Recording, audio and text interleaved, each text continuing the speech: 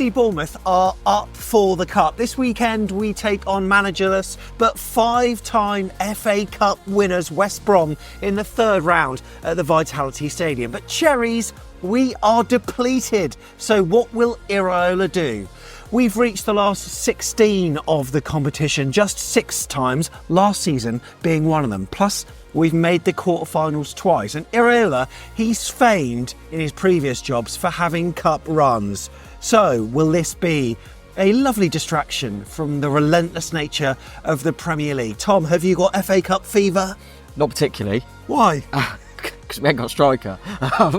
No, I'm all right. Yeah, looking forward to it. I think, weirdly, the fact that we've got everyone injured, quite nice to have a cup game and try some things out before the Premier League schedule starts again. But no, I think it'll be a difficult game, but always up for going for a cup, mate.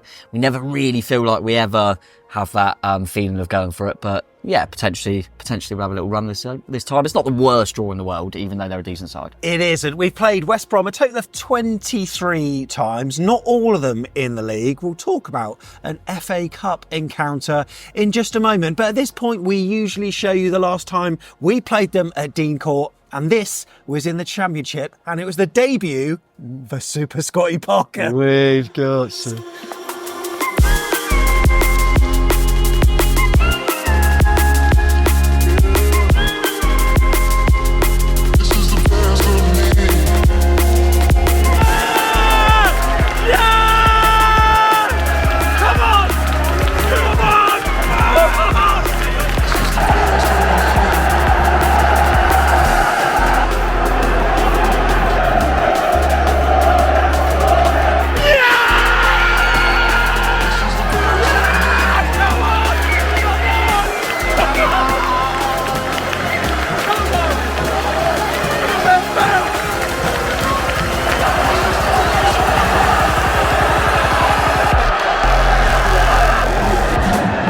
That's the importance of that second goal, isn't it? Yep. It looked offside to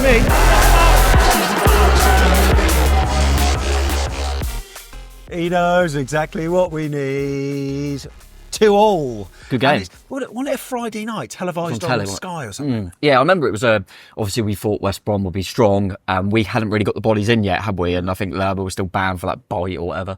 So we had Kilkenny starting. I remember Zamora first time we saw him. Jane Anthony. Ibsen Rossi. Sadie come on. So yeah, we were quite depleted, and I think Marcondes and Billings scored, didn't they? And it was a really good game. It was a really good game. So enjoyed that one. Didn't enjoy the reverse. That was terrible. 2-0. I'll tell you what, the best part about it is always the Vine. Always the Vine. Great pre-match pub. But yeah, we started off really bad. We seemed to be 2-0 down inside of about 15 minutes or so. It felt like that. Yeah, and we were, that was, obviously we went up automatically that season. So we didn't have too many bad days, but that was certainly one of them. We got ripped apart by Andy Carroll, who's still playing, by the way, if we need a striker. Is he in France? Yeah, but the worrying thing right now is all injuries. Andy Carroll getting the team. Probably would. At that point, I think Valérien Ismaël was in charge for them. But look, overall, we've lost more than we've won against West Brom. Our head-to-head record shows that we've won 8, drawn 5, and lost 10. We haven't played each other that much over the years. Our first encounter was in 1955. But one of our matchups that you'll be able to see. Was that a good game of football? I can't remember that. But yeah, the FA Cup game in 1999. I've got a little, I don't think you've got it there, so yeah. I've got something that I'm not sure you'll know. Go on. You'll definitely know one. 3 players that started in that game, so 1999, Bournemouth v West Brom FA Cup, and now Premier League managers. Oh, what, for Bournemouth or for... Both. I wouldn't have a clue. So the goal scorer in that game, Eddie Howe. Eddie Howe was one of them. Enzo Maresca played in the midfield for West Brom. He did not. And Graham Potter, who's now the West Ham manager, also played in that game for West Brom. So yeah, Potter, Maresca and Eddie Howe all played the last time we played each other in the FA Cup at our place. So nice little stat there. And Eddie Howe 1-0, of course. What a goal it's on YouTube, that, isn't it? It is on YouTube, and where we can see it. Cross come in, header on goal, Eddie Howe with the follow-up. And doesn't he look young with his boyish looks? And it's so strange. I mean, I would have this if I looked at my own videos, but when you look at yourself like 15 years ago, it's amazing how high-pitched people's voices are. No, I don't know. Eddie Howe just it does, really... It does sound weird, yeah. I'm going to have to find the first clip of you on Back of the Net just to see exactly what you sounded like. I remember some weird things about that game. I was watching it in the newsstand. Right, yeah. Did you ever listen to 2CR, like Graham Mack in the morning? Yeah, I do. Do you remember Richie the Travel Chicken? No, I don't. He was the person on the mic, so he was stood in for, would it have been Jeff Barker at that point, or Mark? No, I don't know who it was who was on the mic usually, but he stood in. Yeah, I think that was one of my first FA Cup games, watching Bournemouth in the stadium. So, yeah, nice. Good win. I think they were a division above us at the time. Yeah, it was a good win So at the time. it was I remember, considered a big win for us. But it's funny how football works, because that was over, 25 years ago. And since then, AFC Bournemouth, well, we're a different football club. We've had points deductions, administration, bankruptcies, the lot. And there have been ups and downs for both clubs. But now Bournemouth are the Premier League side, and the Baggies, they're in 6th spot in the Championship, but they're in a good spot, aren't they? Considering they've lost their manager. I know they've got a sort of caretaker trio that are just overseeing things until their new gaffer comes in, and there's been some rumours about that even over the last 24 hours or so. They are doing okay at the moment. Yeah, the form's been a bit shaky of late, but they're all right. Yeah, they've been up and down a little bit. I think they were always going to be. I think you look at it and you go, there's 4 going for the top 2 places really. Leeds, Burnley, Sheffield United, and Sunderland, and then it looks, Borough and West Brom are in it at the moment. I know Blackburn have got a game in hand, Bristol City, Watford. There's a few floating around, but you would probably back West Brom to be one of the teams in there, which I think probably helps us. I mean, previous probably wouldn't suggest that, because we played Leicester last season and lost, who were going for the Championship. We played Burnley the season before and lost, who were going for the Championship. So that's better for West Brom. But what I'm saying in that sense is, if they were a mid-table Championship club, they could go full strength to try and get another cup game. But being 6th, surely they'll rotate a little bit as well, because the priority's got to be the league. Having said that, caretaker manager will just want to win games. I can tell you're using your experience of being a Bournemouth fan under Eddie Howe, chasing down the Championship, because that's what we tended to do, didn't we? I think most teams do. If you're in that position, I think you see all the teams that are in and around the top of the Championship, they'll definitely rotate. But yeah, maybe the fact that West Brom haven't got a permanent manager yet, maybe the kind of caretakers are going, actually, I just want to win games. Don't bother me. So they might go for it. I think there'll be a few little tweaks, but if I get their team bang on, I'll be absolutely shocked. But you need to give me a rise if I do it. Well, it wasn't the best Christmas present for Baggies fans, because it was Christmas Eve, where it was announced that Carlos Corberán left them to join Valencia. They activated a release clause of about 2.8 million. And at the moment, I think Valencia are second from bottom in La Liga. But interestingly, they look as though they might be in for Max Aarons. Yeah, it looks like that's quite a concrete kind of rumour at the moment, that a loan with an option to buy for Max. I mean, we've got these injury problems, but unfortunately for Max, he still can't get anywhere near it.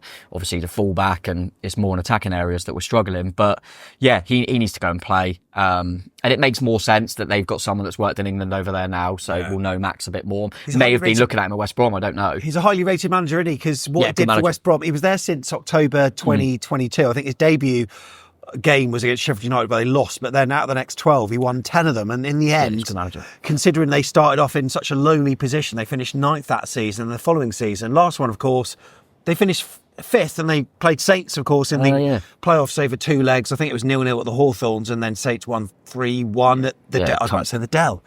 St Mary's.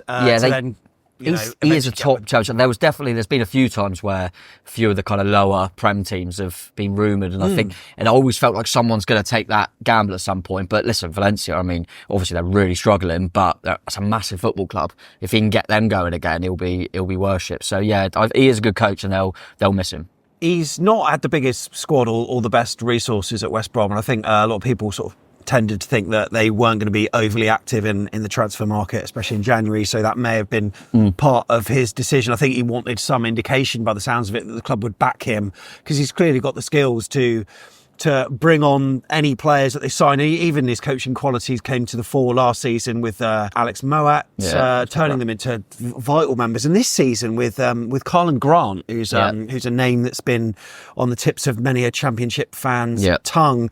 So yeah, Chris Brunt as part of a managerial trio of the interim managers. And there are some rumours flying about that they have agreed a deal, but this is from Footy Insider, so take it with a pinch of salt, to appoint ex-Man United assistant head coach René Hackett as their new manager. I suppose you know loads about him, Tom. I ain't got a clue, mate. The but 53-year-old. I'm sure whatever happens, he can hack it.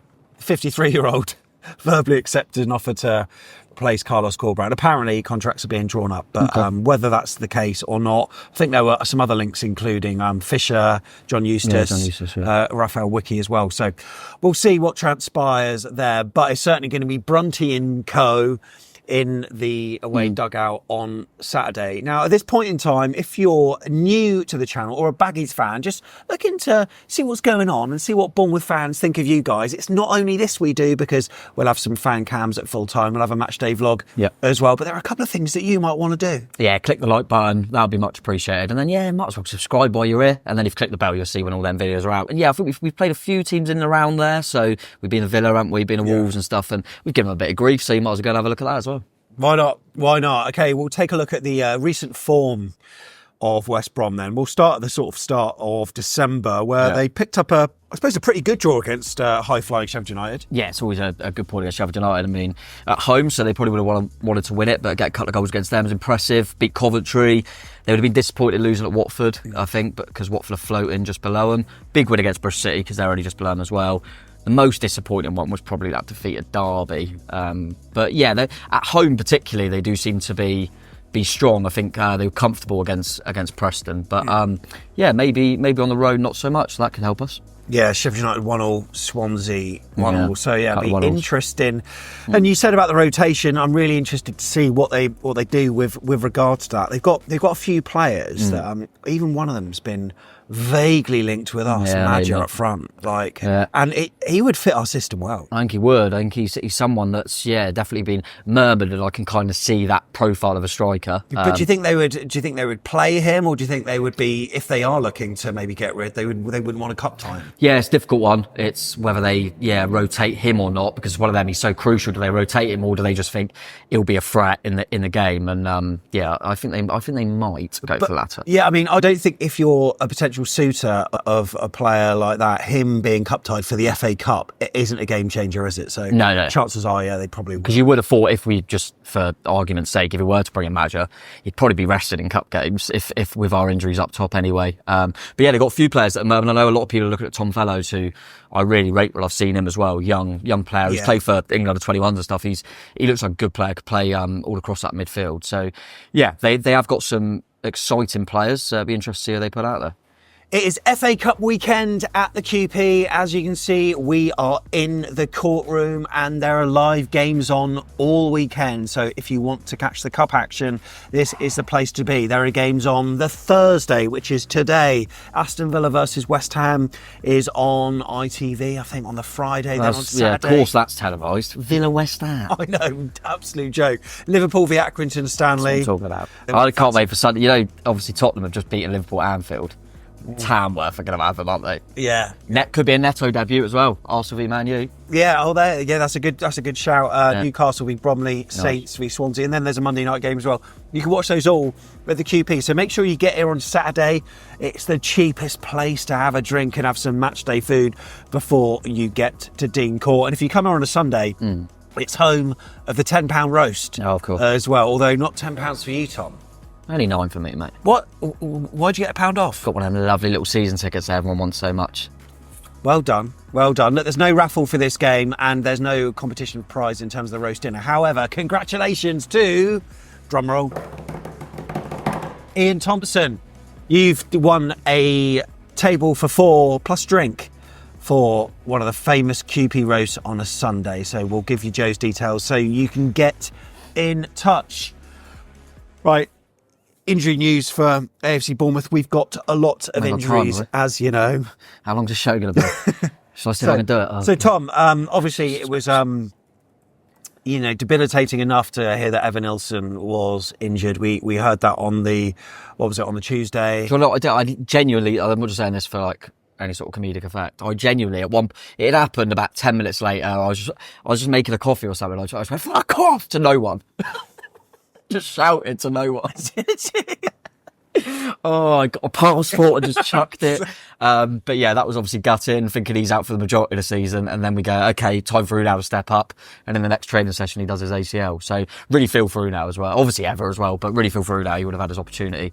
He's done his ACL. He's done for the season. So we've got no strikers at the football club. But then we recalled Dan Jefferson from Watford, where he didn't score a goal.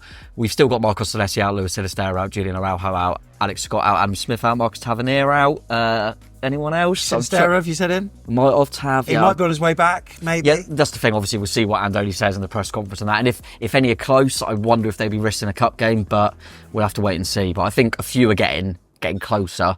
But they're going to be so scared now of risking anyone. I think we can't get injured again, but we'll see. Hopefully some of them should be coming back because a few of them have been out for a while now. In terms of West Brom team news, they've got not really many injuries at all. I think Daryl Dykes been out for a long time, but he's slowly coming back. He was out from February, and I think they maybe rushed it a little bit. He had a bit of a fitness setback, but then it looks like he's coming back into the first team fold, although he's probably not likely to be available. Yeah, so Josh Maja then, their number 9 and leading scorer with 12 goals. He's also got 2 assists. Scored a brace, by the way, on New Year's Day. Been linked with AFC Bournemouth. You talked about Tom Fellows as well. So do you expect we'll see both? I reckon so. Like I said, it's difficult to... I'm just giving it a punt. I've just kind of looked at their team they mostly play and the players they mostly play and maybe taking a few rotations in there and considering away at Bournemouth, obviously a strong opposition for them. So, yeah, but I do expect both of them to play. They're both really important players for them. And, yeah, I'm interested to see Tom Fellows in particular because I've just seen him a few times and he looks bloody good. Yeah. But, yeah, we'll have to wait and see. But they've got a good squad, to be fair, a really good championship squad. I was looking at some of the players that don't even play week in, week out and go, God, he's got some calibre. So, Do you want to know who the referee is? Couldn't give a Is there VAR, by the way? Oh, I don't know. I think, well, previously there has been for games in Premier League grounds. Make it up, so I don't. And by the way, the implementation of the referee's announcements, what a waste of time that was in the EFL Cup. So when Dom Solanke went through and scored a goal that was then disallowed, the announcement was offside. Dom Solanke was offside. It's like, all right. Literally could have just done that and it would have been obvious he was offside. So I don't know about VAR. That's a really good shout. But John Busby's in charge. I was just going to say, while we're talking about that, it will be extra time as well if it's a draw. There's no there will replays. No replays. Oh, okay. This season. So it will be extra time and pens if needed. Okay. Would you take pens knowing that we've got Mark Travers in goal? Good keeper on pens. Good keeper on pens. Yeah, so John Busby's in charge. Never heard of him. Do you want me to give you a clue as to who he is? Go on then. It's dark in here, mate. It's dark. Oh, no, it's light in here again. Hang on a sec. It's dark light. Don't know. It's dark in here again. Oh, is he an electrician? Oh no, the lights are turned on again. Oh, it's dark again. No, go on. When was the last time we played a game where floodlights killed the match? Burton Albion, wasn't it? Burton Albion. Yeah. He refed us last there. Okay. And that was September 2019. We lost it. We lost it 2-0. And I think in the Football League rules that a match can only be called off if there's a total delay of at least 30 minutes. The delay was 28 minutes. It felt and they went on to win 2-0. I was there. Yeah, you were. It felt like that. But yeah, that was one of them cup games where I remember we just rested everyone. We had bloody Tyrone Mings and all that playing and Burton beat us, yeah. But Champions League star Tyrone Mings? Star, or the only reason they lost the game in the competition. I don't care about the ref, and that sounds shit. Okay, played for both. We've got to play for both. This is the most tenuous. I was thinking about it. Played for both. It's difficult. I've got 4, and that's it. And that's the worst I've ever done. Okay, mate. This we've hodgepodged this together. However, have you got an 11? I've got an 11. Jesus, I've got an 11, and I've got the initials for them as well. And you know what? I can name 3 goalkeepers. Oh, I only had 1. I knew. Let's see if he's in there. Go on. And it's not. So did they have Ryan Allsop then? Yeah, Ryan Allsop. But you're thinking of the one that still plays for everyone, David Button. Also Lee Camp. Yeah, of course, he plays for everyone as well. Right. One of the centre-backs is one I had, Liam Ridgewell. Yep. Definitely. I'm guessing Josh Gowling. Correct, Josh Gowling. Oh, Warren Cummins. Now I've put him on the left side of defence, but he could do that. Jesus Christ, what is this? WF, the only one I could think, and he could play as Wayne Faraday. Yeah, Wayne Faraday. I didn't know that one. I'm going to tell you now that you won't get DB, so we'll skip over him and give you some more information about him at the end. Okay. MW, he's more of a central defender, but I've pushed him up. Mark Wilson. Correct. Correct. This got probably different. You'll never get BE. No, I know MR because I had him, Morgan Rogers. Yeah. And I know SL because I had him, Shane Long. Yeah. I'm going to guess Leon Best. No. Lee Bradbury. No. Watford.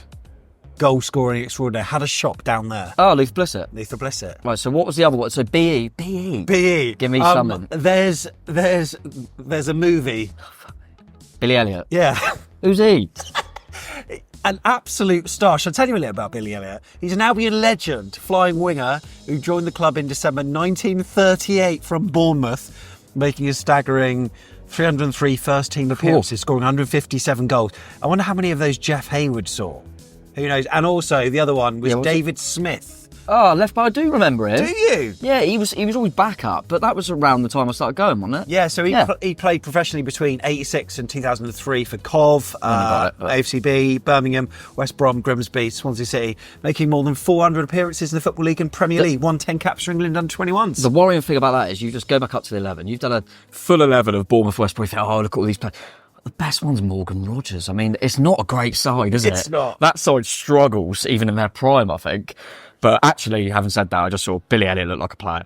What a player. Right, let's do teams. Now, before we do, though, there's some breaking news from whilst we're recording from Fabrizio Romano saying Napoli are closing in on Philip Billing, a loan deal from AFC Bournemouth. The loan looks like it's going to be until June, with a buy option clause not mandatory, as Sky Sport, that's the Italian broadcaster, they are reporting it. So the likelihood of him playing is probably very slim indeed. So I'm sure this is going to mess around with whatever you're going to do. But I see you've got a 4-2-3-1 formation, as per usual. The only one I'm confident about is goalkeeper, because I'm guessing... Actually, I'm not even that confident. He might play Kepa if he wants.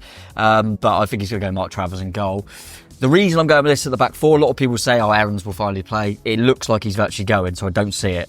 So I'm just going to stick with Hill. He's been doing really well there, so just keep it going. Yeah. And I actually think because we've got so many problems going forward in terms of injuries, that he's got to try and keep the door closed to make sure we're solid. So I'm going to stick with Zabani and Howson. Yeah. As the centre halves. Because they're no mugs, West Brom, even though they might rotate. Yeah. It's going to be a right old challenge. And if we can go a couple goals off, then you could just go, right, Zab's come off, Kingsley Wellens on or whatever. And then I'm going to put Soler in. I assume, like I say, we haven't heard from Andoni yet, but I assume he's had a few sessions and could be available, and it gives us an opportunity to rest Kirk, as he's barely got a rest. If he weren't to be able to play Soler, then I think he'd probably play Ouattara there. I don't think he'll play Kirkes. I'm going to go with Adams and Christie, because I'm just thinking if you've got to rest one, and it might be Lewis Cook, so I'm going to go Adams and Christie, which is obviously still very strong. I'm going to put Brooks on the right. He's out on the right anyway. Kluivert in the 10. And play Dango Ouattara on the left, because I just think give Semenyo a break. I think he'll be on the bench and hope we don't need him. And I'm going to say that Jefferson's only just come back, but I think he'll play. That's what I'm going to go with, mate. But I'll be surprised if I'm bang on, I've got to be honest. West Brom then, they're in a 4-3-3 by the looks of it. How on earth did you do this? Well, all I did in goal was when I'll play their number 2, because most people do. Yeah. That's the only reason I did it. I mean, Palmer's their goalkeeper, he's a top goalkeeper, but most teams give their number 2 a go in the cup, so I'm going to play Wildsmith. You do rate him though, don't you? Yeah, brilliant goalkeeper. And got clue he is. But right back, I'm sticking with Furlong. I basically just try to do a couple in each area. So Furlong's their right back. Holgate, I'm going to bring in with Bartley. Bartley's obviously a bit more experienced, a bit of a backup, so I think they might bring him in for this one. And Styles at left back. Malumbi, I'm going to keep in. Mowat, I think he scored against us at their place, didn't he? He did. And I'm just bringing in Rakic, because he's been a bit of more of a backup player, but I know he's a bit more defensively minded, so I'm thinking they might think playing against Premier League side away.